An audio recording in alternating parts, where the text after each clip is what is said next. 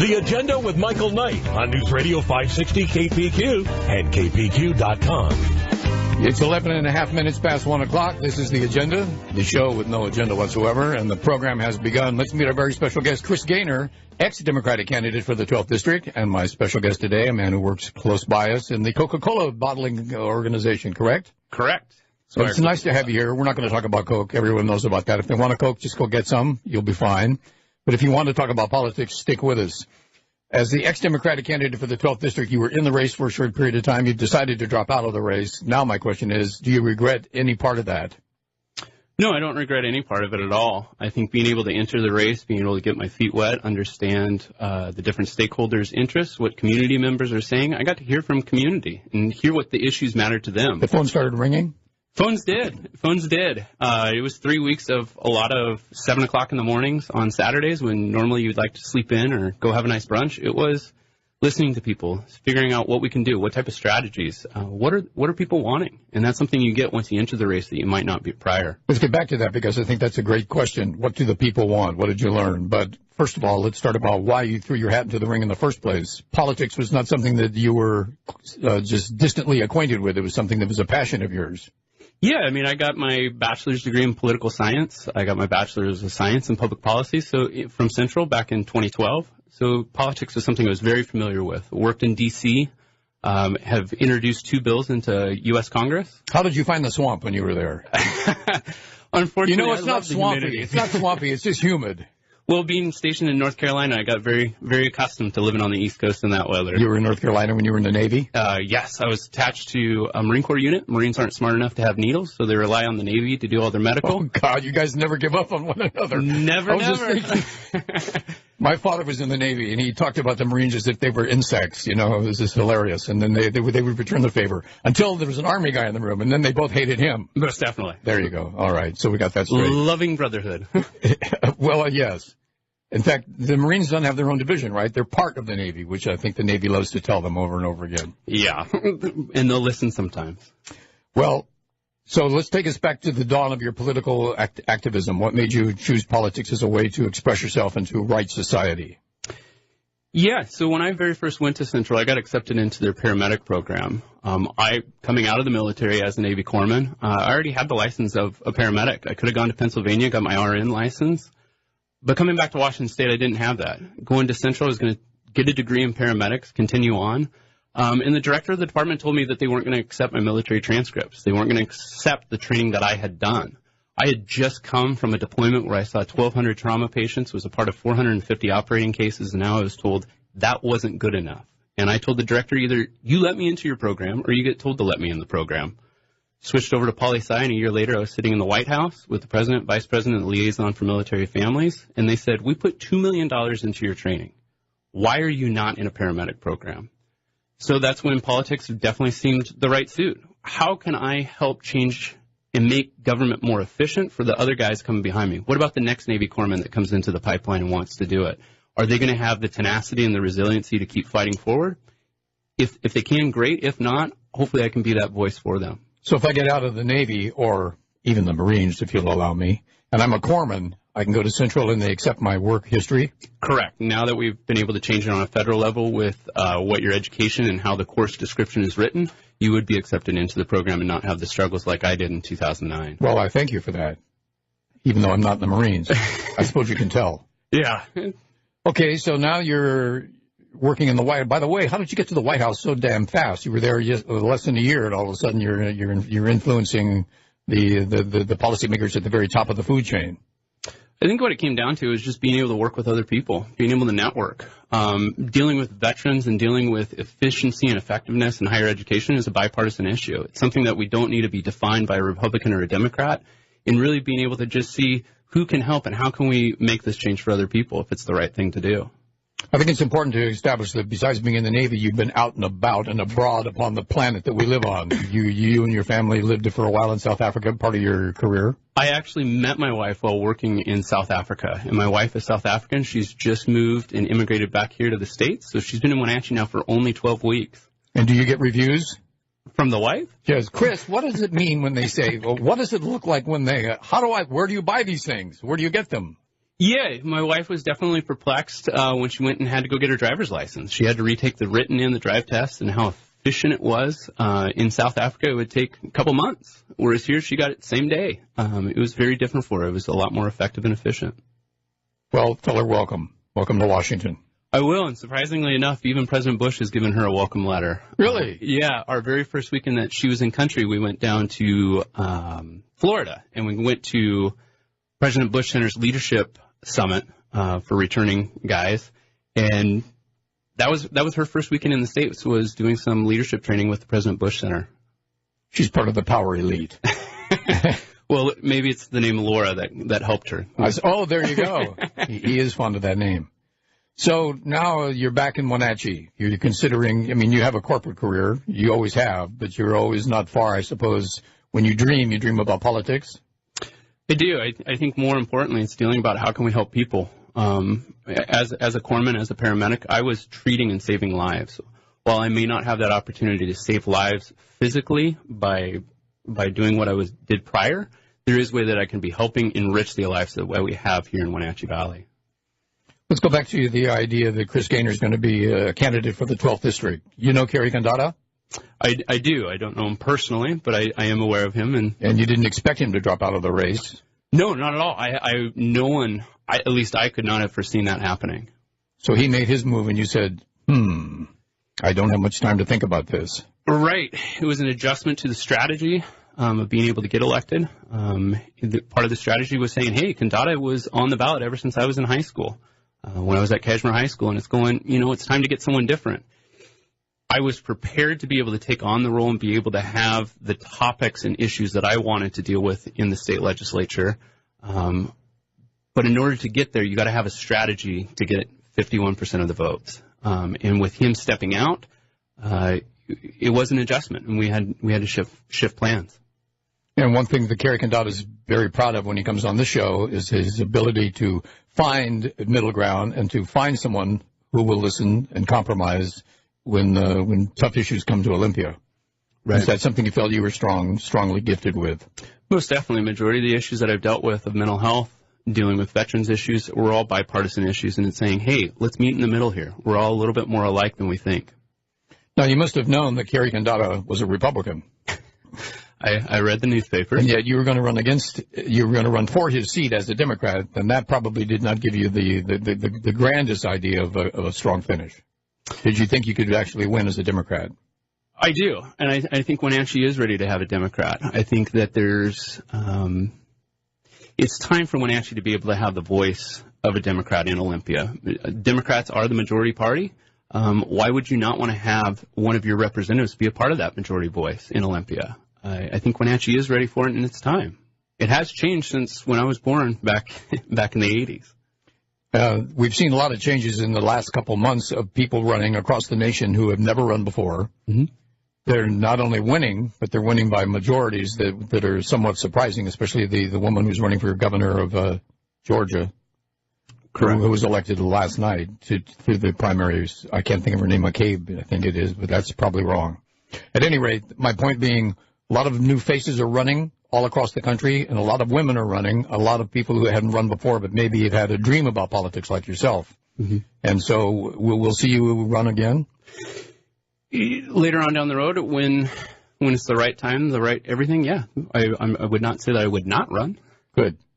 Now, you've run a little bit, you entered the race, and then you gave it some thought, and you dropped out. And was that because your nephew, Keith Goehner, jumped in, or were those two things related, as we imagine?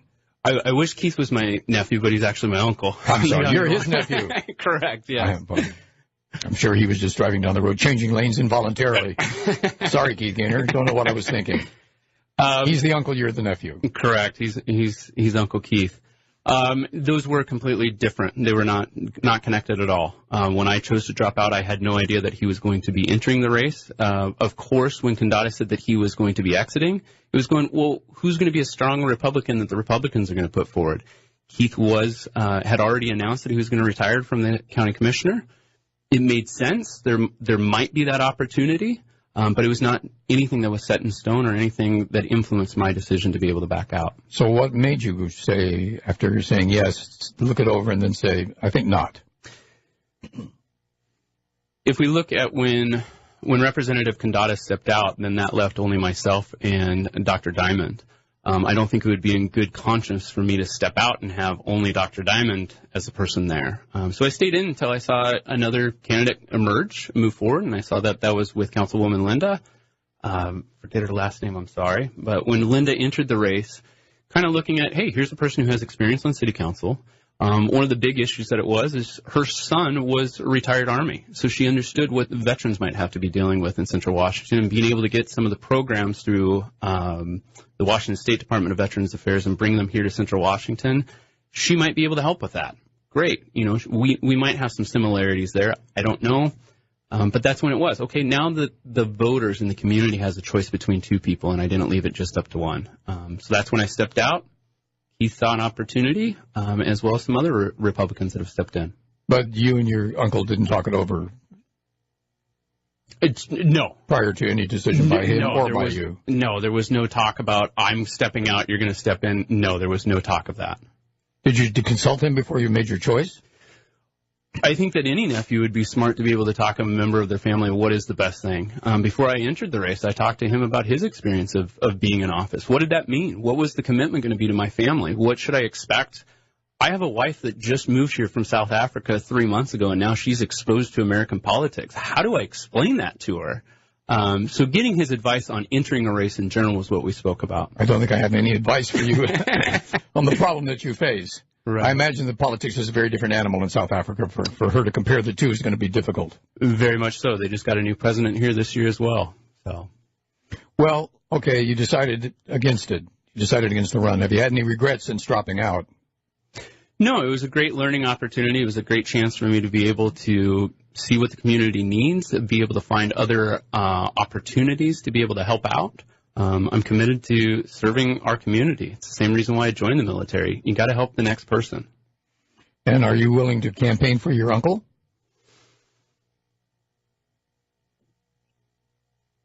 Chris? Keith is a very good man. I cannot fault Keith as an uncle. He's been a great member of our family. Him as a Republican and me as a Democrat, we have different political views on certain issues. How those issues face Wenatchee, we'll see what his campaign puts out for his. That's up to him to be able to put out and me to be able to review it, just as the members of the community should be looking at every candidate. You guys have opportunities to. I envision Thanksgiving dinner being rather a heated affair, not an angry affair, but just an opinionated affair. I think it's always good to have families that come together and discuss and debate before going out in the community.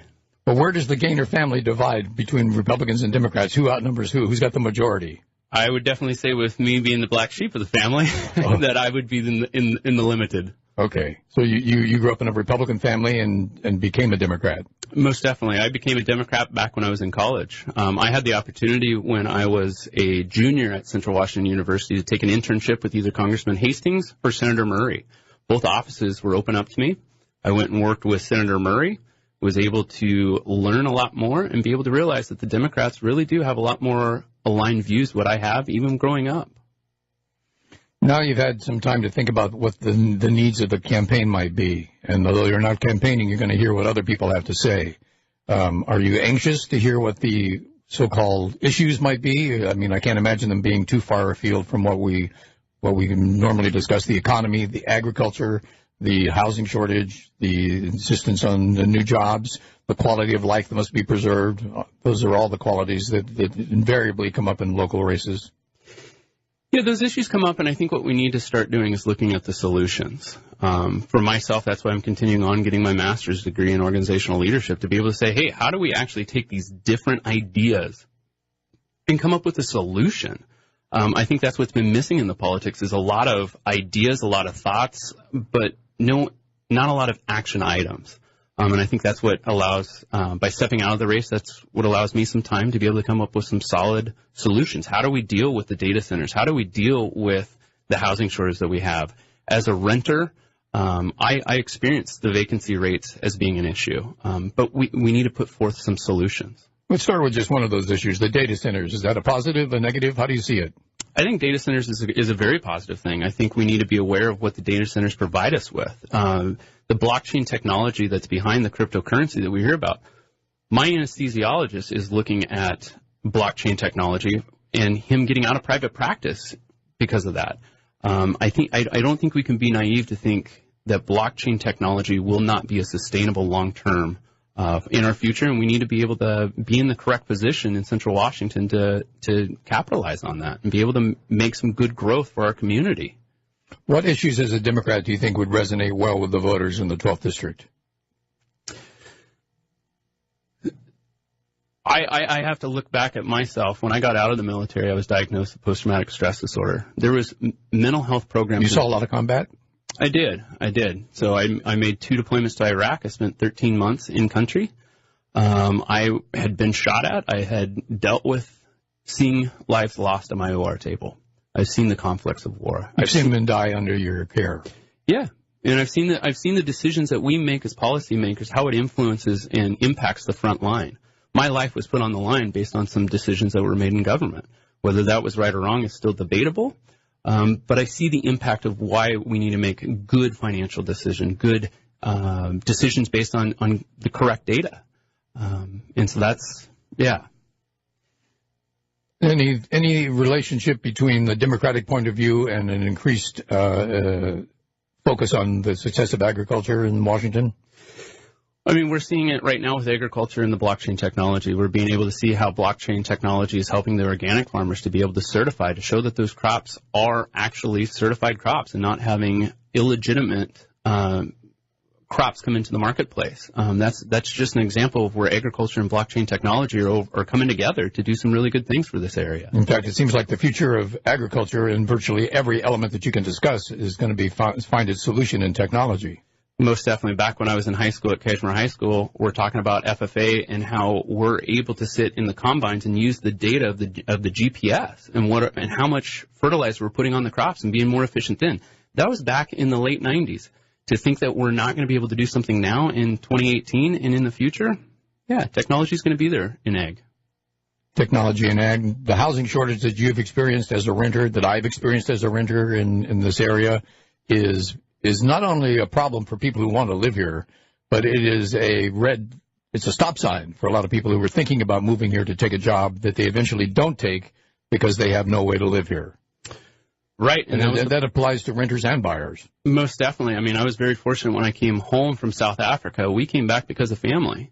If it wasn't for the fact that I wanted to be close to my family and be able to give back to the community here with the skills that I had learned abroad, I might have gone somewhere else. But luckily, family kept me here because it definitely was not the ability to find housing quickly and affordably that keeps us here. And did you find some place through a member of your family said, I know a place, I know a friend, I got someone who has a place? I was very lucky. I went through the ads. I found an ad on Friday, and I put the deposit down on Monday. Made a deal in the driveway like you're supposed to do. You better believe it. Make it quick, smile, and give them everything correct. I've enjoyed meeting you, and I'm sorry our time is just about up. Tell me what the race is going to be like. Handicap it if you can for the 12th District. The race for the 12th is going to be very interesting. We have Dr. Diamond, who no party affiliation, which should be interesting. I know. I wanted to discuss that, but we don't have time. Okay. Yeah, I would definitely say, Keith has some great experience. He has proven himself as doing the right thing for the community. I think that definitely gives him a leg up. I think when we look back over at what the race is for Representative Steele, he now has some competitors as well, which is good. We get to find out a little bit more about him and where he stands on some issues. We've seen what he's voted in the last 2 years, but we can dig a little deeper under the surface. Come back sometime, okay? Sounds like a plan. It sounds like you're going to be a part of the political future of this area, or try to be, anyway. Whatever we can do to make this valley better. His name is Chris Goehner. For a while, he was running as a Democrat in the 12th District. Now he's dropped out of the race, given the field to his uncle and others. He is the nephew of Keith Goehner. And invite me for Thanksgiving because I sure